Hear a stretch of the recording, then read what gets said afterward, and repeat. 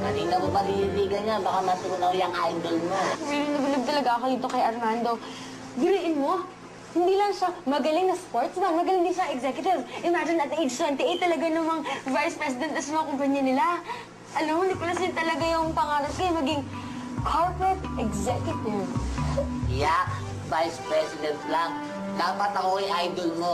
Dahil ako, presidente ako ng Internic. Napamana sa akin ng parents ko, may matching pa akong alalay na si Hapchay. Oo nga, kaya si Armando naman, VP siya ng isa sa mga pinaka-successful na ad agencies dito sa Pilipinas.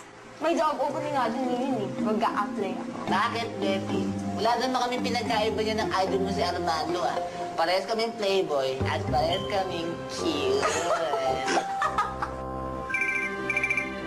Siya nga pala, naalala mo ba yung napag-usapan natin noon, yung high school pa tayo, na pag 20 ka na, single ka pa rin, tapos ako, single pa rin ako, yung tayo yung magkakatuluyan.